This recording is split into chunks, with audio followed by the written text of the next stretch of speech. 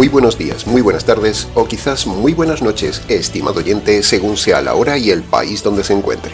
Les habla nuevamente el pastor bautista Nikos Ricoy, director del programa Encuentros y pastor general de las iglesias del Ministerio Tinajas desde aquí, en Valencia, España. Saludamos como siempre a todos nuestros seguidores y les damos la bienvenida una vez más a nuestro nuevo programa semanal Encuentros.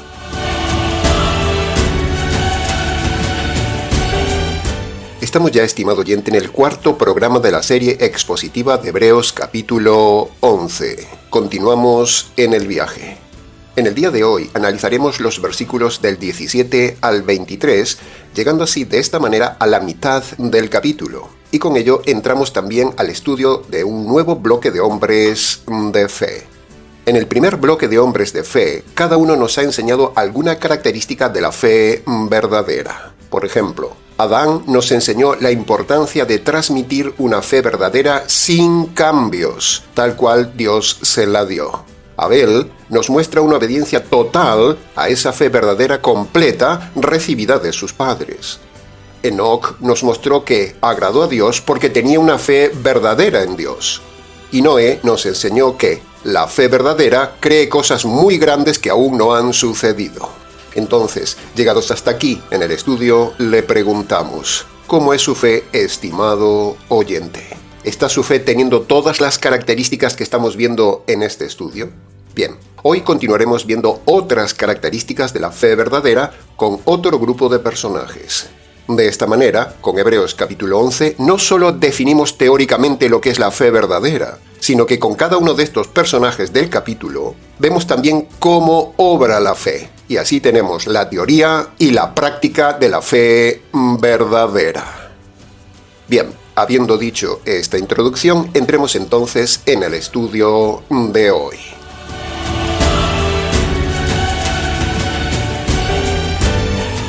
Entremos entonces en el análisis y comentario del primer versículo de hoy, el versículo 17, que dice: Por la fe, Abraham, cuando fue probado, ofreció en sacrificio a su hijo unigénito Isaac. Punto número 1. Lo que sobresale en esta primera frase del versículo es que la fe, Dios la prueba. Por lo tanto, con este pasaje queda derribada la falsa doctrina de la prosperidad, donde dice que si usted está pasando cosas malas, carencias, enfermedades, necesidades, pruebas y un largo etcétera, usted no está bendecido por Dios, dicen ellos. Usted no tiene fe, hermano. Cuando aquí dice todo lo contrario. La fe verdadera es probada. La prueba implica dolor. Ya hemos hablado muchas veces en el canal de este tema y hemos derribado varias veces de un plumazo la mentira de las iglesias que les gusta el dinero y engañan a la gente con pare de sufrir y engañan a la gente con prosperidad, sanidad y milagros. En la Biblia, en toda la Biblia, vemos que el convertido, el justo, el salvo, el que tiene fe verdadera, Dios le envía calamidades, dolores, desgracias, enfermedades y pruebas. Por lo tanto, si usted está en alguna iglesia materialista que le engaña diciéndole que las dificultades, pruebas, necesidades, enfermedades y demás son falta de fe, esas iglesias no son de Dios, son del diablo. Le están mintiendo. Este pasaje es una bofetada, por ejemplo, a la iglesia hereje Pare de Sufrir y a todas las demás iglesias pentecostales de sanidades, prosperidad y milagros. Por lo tanto, si usted es convertido por medio del evangelio jurídico, cuando Dios le envía las pruebas, es para probar su fe, pulir su carácter y premiarlo en la eternidad. Pero si usted no se ha convertido por medio del evangelio jurídico, esas dificultades, dolores, enfermedades y demás de esas personas que están en esas iglesias, o sea, personas no convertidas, o sea, gente perdida, a todos esos Dios les envía esas calamidades para que vean que esa doctrina no funciona y para que busquen el perdón de sus pecados por medio de la verdadera fe en el Evangelio. Para preguntas de este tema, si quiere, escríbanos. Punto número 2 del versículo 17. El versículo 17 se refiere a lo que sucedió en Génesis 22. Y en Génesis 22 se habla de un sacrificio que no se hizo. Sí, así como ha oído. Usted lo sabe si lee el pasaje. Pero ese sacrificio, aunque ahí no se hizo, un día sí se haría. La historia de Abraham, ofreciendo por fe en sacrificio a su hijo unigénito, Isaac, estaba anunciando exactamente lo mismo que un día sucedería en el Calvario y en la tumba de la resurrección. Dios, por medio de este hombre de fe, Abraham, estaba anunciando al mundo la muerte que un día sí sucedería con su hijo inocente. Y también, cuando Abraham dijo que Dios era capaz de levantar a los muertos, con eso estaba anunciando también la resurrección de Jesús, el Hijo de Dios. Los dos pilares de la salvación, la muerte y la resurrección. El pasaje es impresionante. Lo de Abraham ofreciendo a Isaac, un hijo inocente que no había hecho nada para matarlo, era un preanuncio, era una profecía de lo que un día Dios haría en la cruz de Moria con su hijo. Lo mismo que un día Dios demandó de Abraham, es lo mismo que Dios se impuso a sí mismo a hacer en la cruz. El cuchillo que no clavó Abraham sobre su hijo inocente, Dios el Padre lo tomó y lo clavó en el alma de su hijo inocente. Dios no permitió que Abraham matara a su hijo, pero Dios sí mató a su hijo. Ese cuchillo de Dios tenía dos hojas, la ira de Dios y la justicia de Dios, y ese cuchillo fue clavado en el alma de su hijo. El Hijo de Dios fue matado físicamente por el Padre y a la vez fue desgarrada su vida, desgarrada la relación que tenía con la familia divina. Eso fue una muerte espiritual. Eso fue lo que pasó en el Calvario, el nuevo Moria con el nuevo Isaac. La historia de la prueba de Abraham encerraba por siglos un misterio. ¿Por qué Dios le habría pedido a Abraham esa acción? ¿Por qué?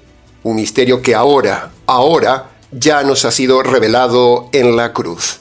Ahora comprendemos perfectamente por qué Dios pidió a Abraham matar a su único hijo amado, tal como dice literalmente el texto de Génesis capítulo 22, versículo 2. Ofréceme tu hijo único, a quien tanto amas. Solo a una persona de fe madura, Dios le revela estos misterios. Abraham era de fe madura. Las palabras de Dios a Abraham son las mismas palabras que un día el Padre diría también a su Hijo. Mateo capítulo 3, versículo 17. Una voz de los cielos dijo: Este es mi Hijo amado. En 2 de Pedro capítulo 1, versículo 17, Pedro dice que el Padre le dio honra y gloria al Hijo diciendo: Este es mi Hijo amado. Por lo tanto, estimado oyente, cuando Dios le pidió a Abraham, ofréceme a tu hijo amado, a tu único hijo, esas palabras no solo eran una prueba para Abraham, sino que era también el anticipo de lo que pasaría un día en el altar de la cruz. ¿Coincide la relación de padre-hijo? Como la relación de padre-hijo Abraham con su hijo Isaac. Coincide el lugar del sacrificio, Moria, que actualmente Moria es el Calvario. Y coinciden también los calificativos entre padre e hijo amado y único hijo. Por lo tanto, es imposible no ver que el acontecimiento de Abraham con Isaac no era solo una prueba de fe. Esta revelación era un privilegio que recibió Abraham por ser un hombre de fe madura. No de conducta madura, pero sí de fe madura. Bien, hasta aquí con los dos puntos importantes del versículo 17. Una fe probada y un misterio revelado.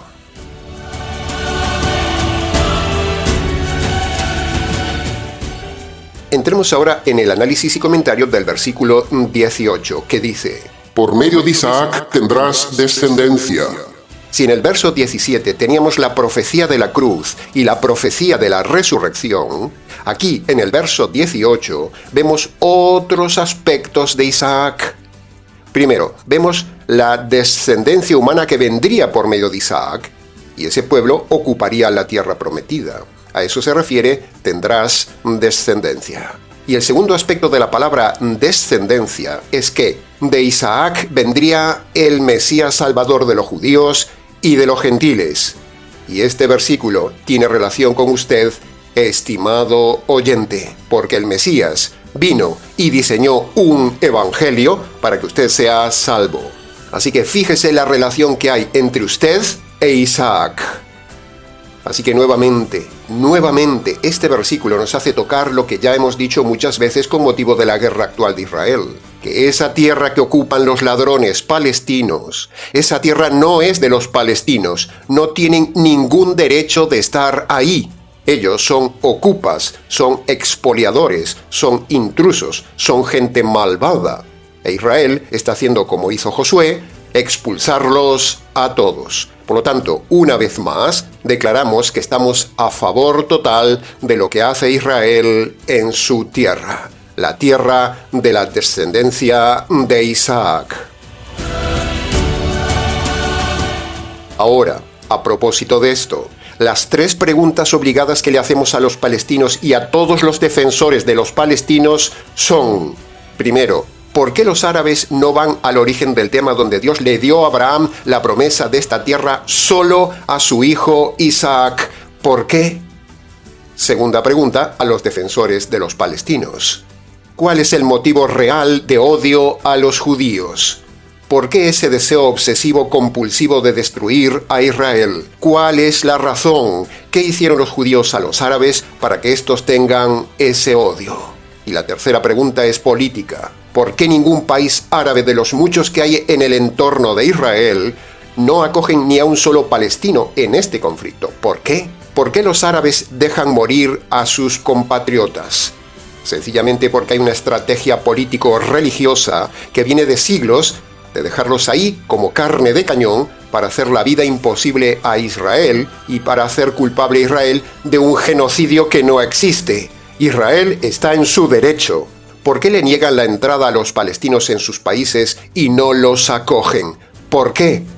¿Por qué Egipto, Jordania y el resto de países no reciben a los palestinos? ¿Por qué Egipto, por ejemplo, le negó a los palestinos la apertura de las fronteras?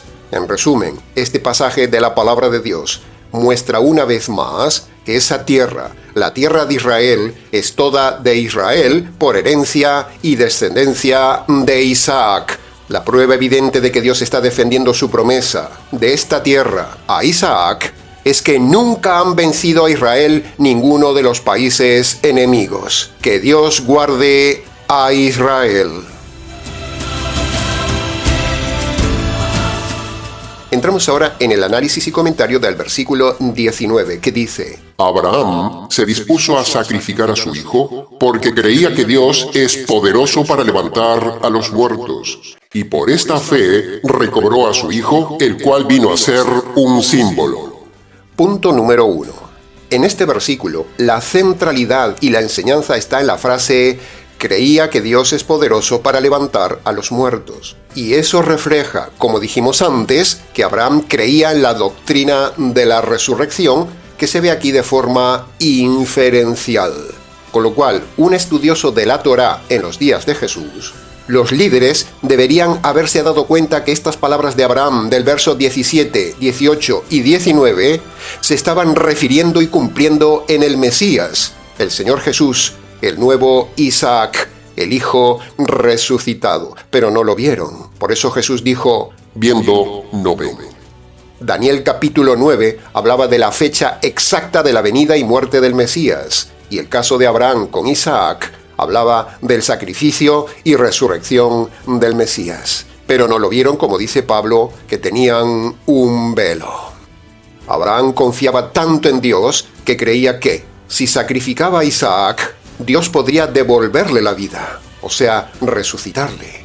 Lo de Abraham era una fe madura, y este es precisamente otro aspecto que nos enseña la fe verdadera, la madurez, no una fe básica y simple. Por cierto, ¿tiene usted una fe madura o es usted una persona de fe básica? Dios no le dijo que lo iba a resucitar, solo se lo hizo entender, a ver si Abraham lo entendía, cuando Dios le había dado la promesa de un hijo y que aún encima tendría una descendencia de su hijo, y sin embargo Dios le pidió la muerte. Pero Abraham fue más allá de la promesa de tener un hijo, y fue más allá con su razonamiento y dijo: si Dios me dio un hijo siendo viejo, si Sara no podía tener hijos, si Dios me dijo que de Isaac saldría descendencia, y ahora Dios me pide que lo sacrifique, necesariamente el Dios poderoso de todo esto tendrá que resucitar a mi hijo para poder cumplir la promesa de tener descendencia como las estrellas. Abraham fue capaz de creer que volvería a tener ese hijo. Lo razonó y esa razón le dio una fe sólida. Admirable modelo de fe madura. Punto número 2. Ahora nos pasamos a Isaac. Cuando leemos los relatos de Isaac en Génesis, Isaac parece que no se acordaba de la promesa que Dios le dio a Abraham de que de él saldrían multitudes de personas. Y eso lo percibimos en su forma de oración a Dios. Porque resulta que, precisamente Rebeca, la esposa de Isaac, también era estéril, para poner las cosas más difíciles. Entonces eso tuvo que haber producido en Isaac un conflicto de fe, porque si Dios prometió a su padre que por él habría un pueblo y multitudes, y resulta que la esposa de Isaac era estéril, algo no encajaba. Y lo que no encajaba era la falta de fe madura de Isaac, y la falta de memoria de Isaac sobre lo que Dios le había prometido a su padre. Esto demuestra que Isaac tenía una fe inmadura. A pesar de que su esposa era estéril, Isaac no tendría que haberse preocupado por eso. Tendría que haber razonado como Abraham, porque Dios había prometido descendencia. Pero Isaac tenía una fe inmadura. Creía en el Dios de sus padres, había oído del milagro de su nacimiento, pero aún era inmaduro y dudoso. Eso nos enseña, estimado oyente, a creerle a Dios con fe madura al estilo de Abraham, no con la fe básica e inmadura de Isaac. ¿Qué tipo de fe tiene usted, estimado oyente? ¿Usted razona y cree totalmente a Dios? ¿O hace como Isaac, que se olvidó y tenía una fe inmadura? La descendencia de Isaac no vino en la primera cama, sino que vino en la 100ª cama. Eso nos enseña a esperar, confiar y aceptar los tiempos de Dios y a tener una fe madura. Isaac no tendría que haber orado a Dios como quejándose que su esposa era estéril y rogando para tener hijos. Eso fue inmaduro. Pero si Isaac hubiera razonado, recordado y dialogado con Dios diciéndole que esperaba el tiempo de Dios, hubiera sido lo mejor, lo más maduro. Algo así como: Señor, tú has prometido a mi padre que yo tendría hijos y que de mí vendría descendencia, pero parece que no vienen los hijos. Señor, te pregunto, ¿cuándo vendrá el primer hijo? Sin embargo, aunque no vienen, yo confío en ti como confío en mi padre, porque eres el Dios de mi padre que me ha contado maravillas de ti. Eso hubiera sido, estimado oyente, una oración madura, preciosa, cercana, en lugar de lo que hizo y dijo en Génesis capítulo 25, versículo 21. Dice el texto: oró Isaac a Jehová por su mujer, porque era estéril. En definitiva, estimado oyente, la nueva enseñanza aquí es que una fe verdadera puede tener varios niveles: ser una fe básica o ser una fe madura. ¿Qué tipo de fe tiene usted, estimado oyente, si usted se ha convertido? Porque si no se ha convertido, no tiene fe, tiene religión. Cerramos este punto con el pasaje de Romanos capítulo 15, versículo 4, que dice: las cosas que en el pasado sucedieron, para nuestra enseñanza fueron escritas. Entonces, aprendamos de esto a tener una fe madura, estimado oyente. Y punto número 3 del versículo 19.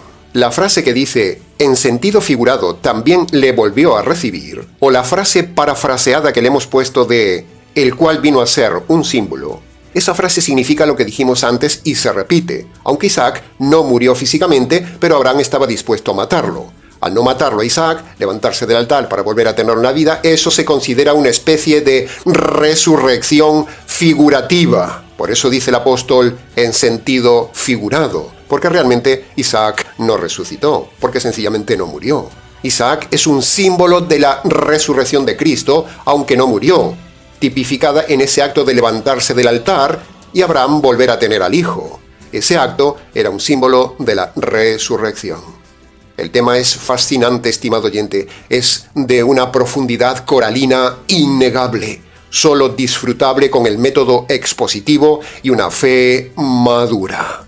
En otras palabras, como Abraham estaba tan decidido a obedecer a Dios y en su corazón ya había entregado a Isaac a la muerte, Cuando Dios vio esto y detuvo el sacrificio y le permitió a Abraham volver a tener a su hijo, eso fue como si Isaac hubiera vuelto de la muerte, como si hubiera resucitado. Este evento es la prefiguración de la resurrección de Cristo a través de una fe madura de Abraham en el poder de Dios para dar vida incluso después de la muerte. Todo apuntaba a lo que el Señor Jesús viviría en su día, la resurrección.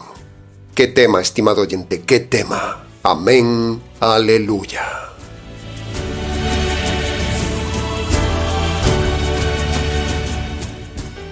Entremos ahora en el análisis y comentario del versículo 20, que dice: Por la fe, Isaac bendijo a Jacob y a Esaú, profetizando lo que les esperaba en el futuro. De este versículo podríamos hacer un programa entero. De hecho, un día lo hicimos en el canal. Pero para no repetir el mismo tema, le remitimos a usted a que vea el estudio de este tema en la serie que dimos de Romanos capítulo 9 en el programa del análisis de los versículos 11 al 14. Le dejamos abajo el enlace y le rogamos que se tome el trabajo de escucharlo, por favor, porque allí explicamos clara y detalladamente la falsedad de la doctrina calvinista sobre la predestinación o la elección incondicional de unos pocos, ya que los calvinistas usan este pasaje para defender la doctrina falsa de la elección incondicional para salvación de unos pocos. Y en la serie de Romanos 9 hemos enseñado la verdad del tema, explicando la diferencia entre elección para salvación, cosa que no existe en la Biblia, y la elección de funciones en la tierra, que es de lo que se habla entre Jacob y Esaú. Cuando el pasaje dice que Dios eligió a Jacob y no eligió a Esaú, no se está refiriendo a salvación, porque Esaú también se salvó. Lo que se está hablando es de que Dios eligió a Jacob para la función de ser descendiente del Mesías. Hay que derribar el calvinismo falso y enseñar la verdad, y en eso estamos, haciendo caso de lo que el Señor manda en 1 de Pedro capítulo 2 versículo 15. La voluntad de Dios es hacer callar la ignorancia de los hombres necios, y los calvinistas son hombres necios e ignorantes. Tito capítulo 1 versículo 10 y 11 dice: hay muchos engañadores a los cuales es preciso taparles la boca. Creemos firmemente que estos pasajes se aplican perfectamente a los calvinistas. Jaque al calvinismo.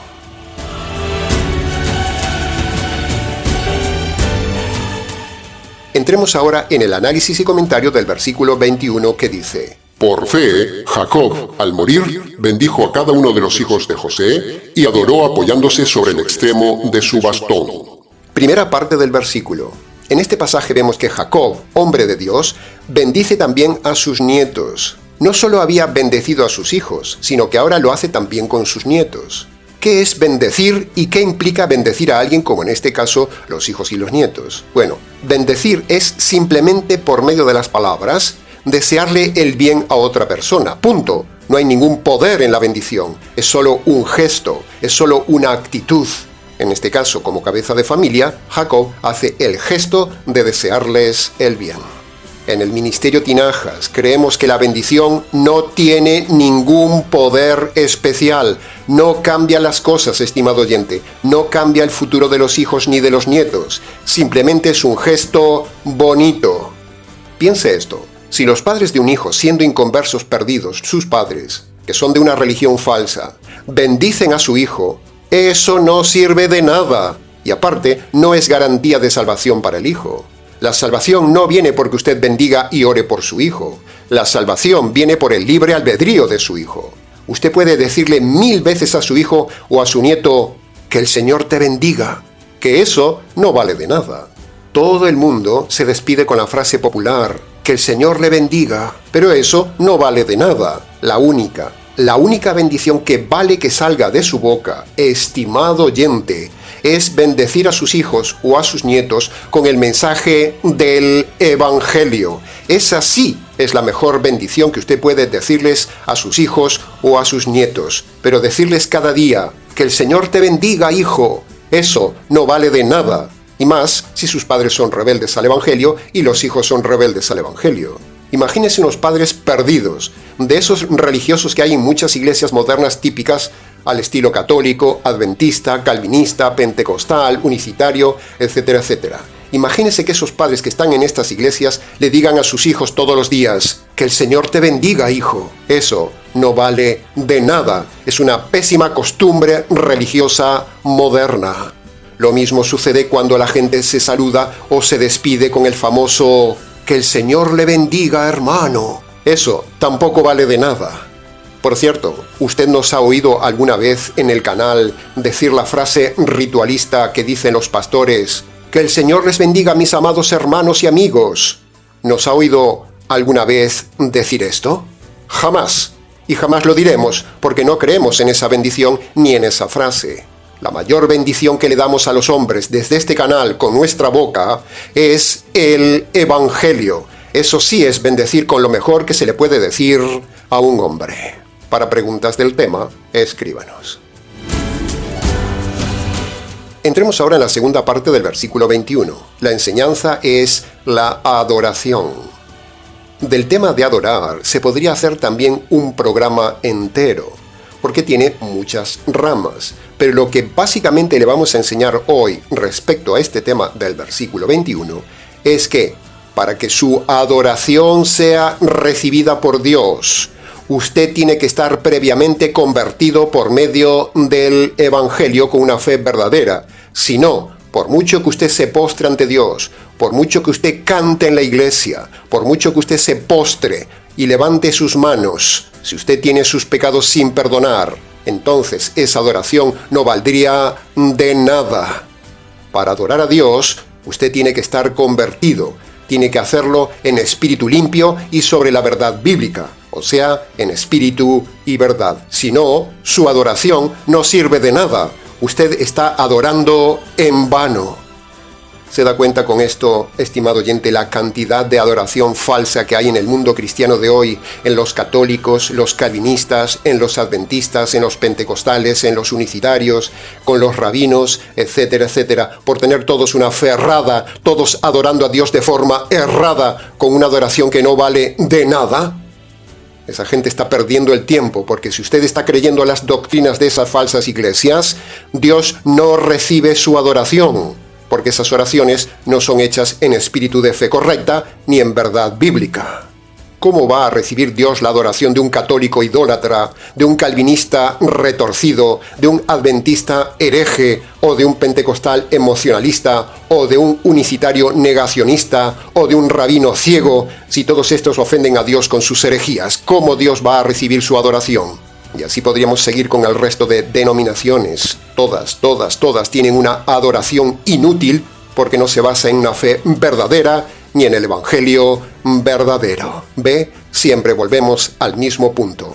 El Evangelio, la base de todo tema. Si usted no se ha convertido por medio de Marcos capítulo 1, versículo 15, su adoración no vale de nada.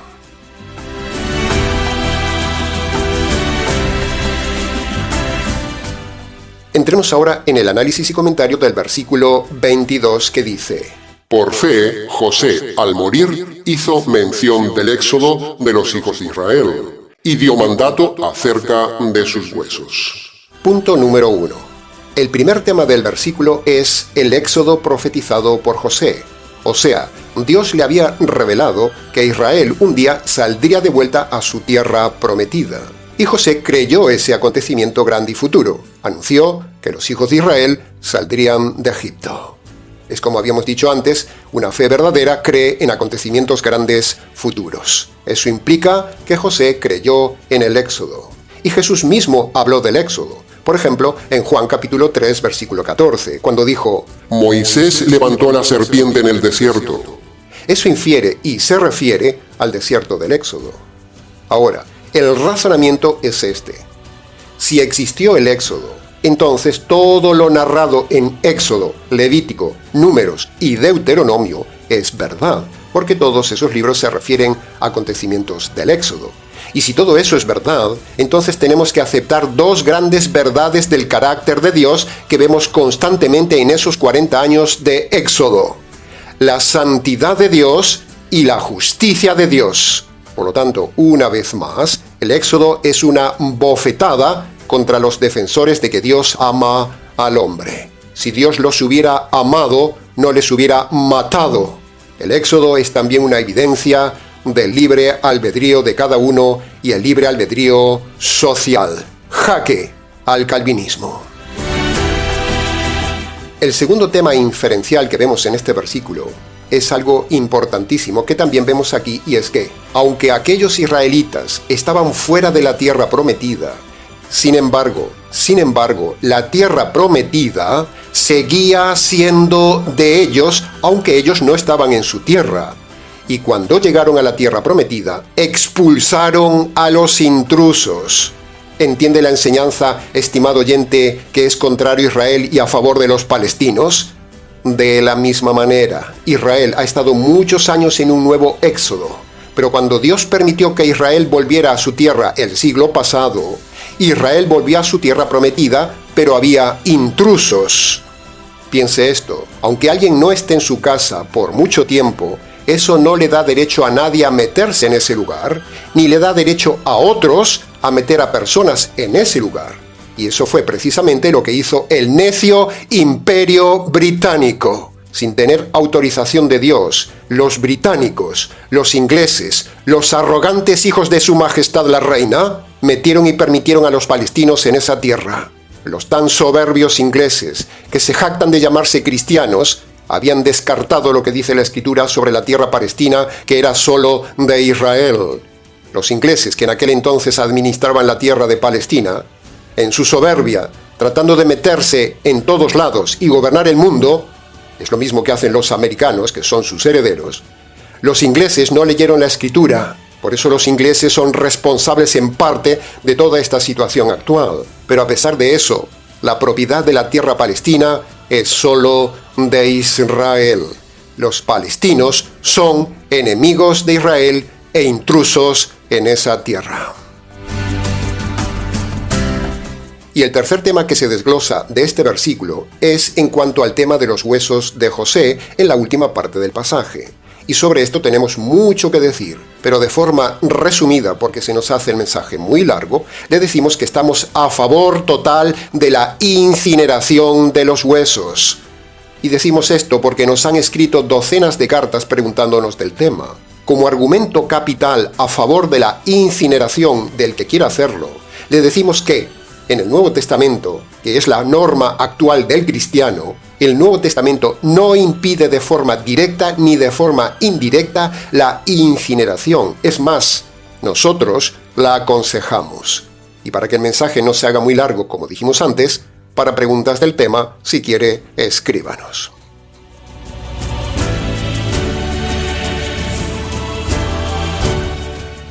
Entremos ahora en el análisis y comentario del último versículo de hoy, el versículo 23, que dice: Por fe, al nacer Moisés, sus padres lo escondieron durante 3 meses, y no tuvieron miedo de la orden que el rey había dado de matar a los niños. Punto número 1.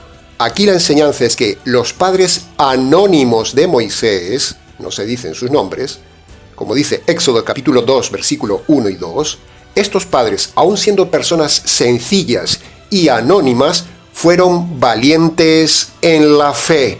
Una vez más, vemos la valentía de los hombres de fe.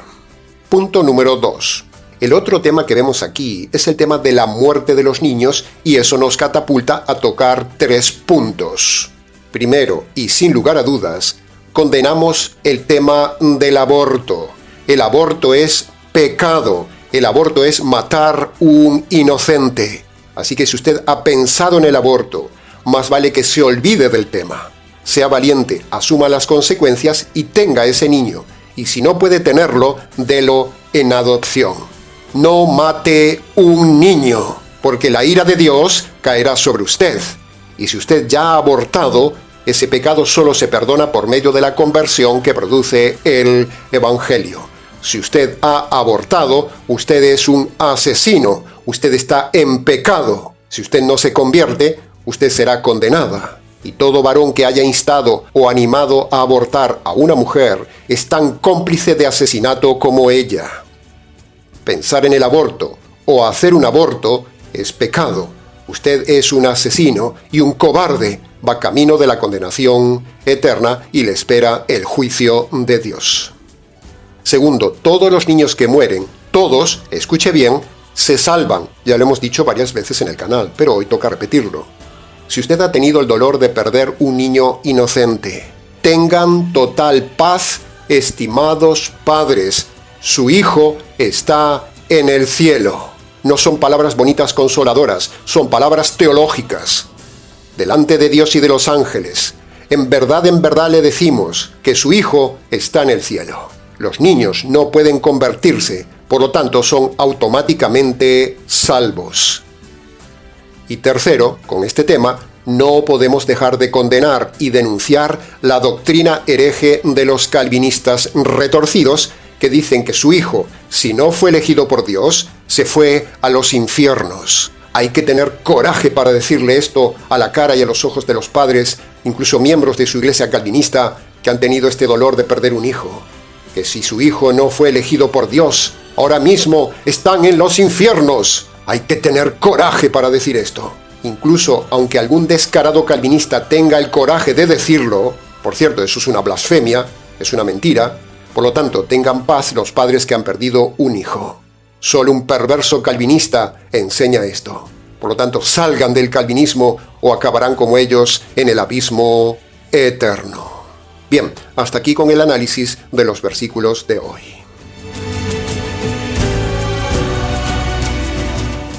Ahora, llegando casi al final del mensaje, redireccionemos el programa de hoy.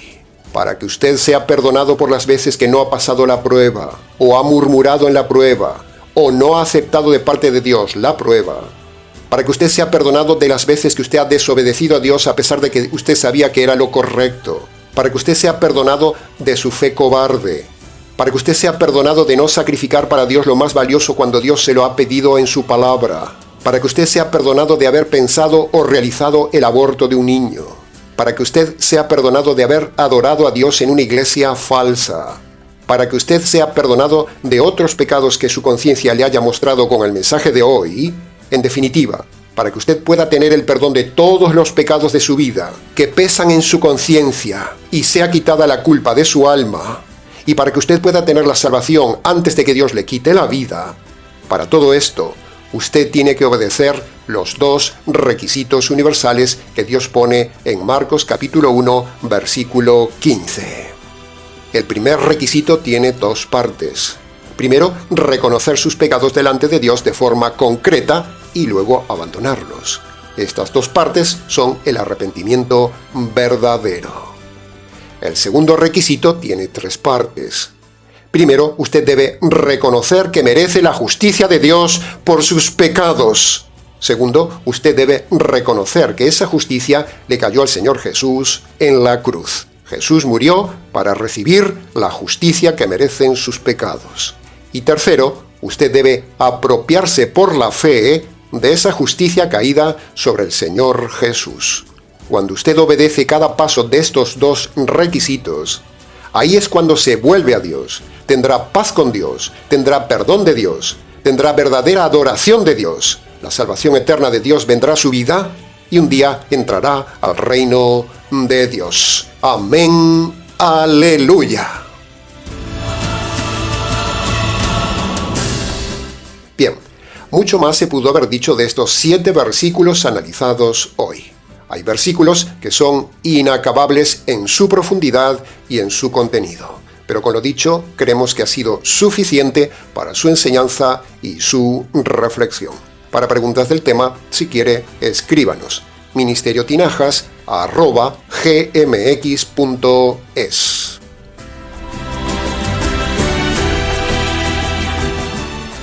Y terminamos como siempre, invitándole a colaborar con el Ministerio Tinajas, invitándole, estimado oyente, a hacerse mecenas del Ministerio Tinajas y a invertir su dinero en el canal del Ministerio Tinajas.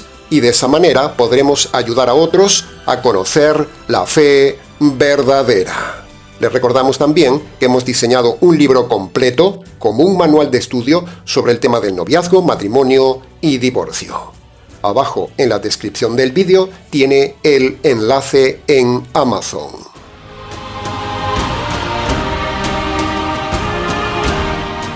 Bien, nada más por hoy, estimado oyente.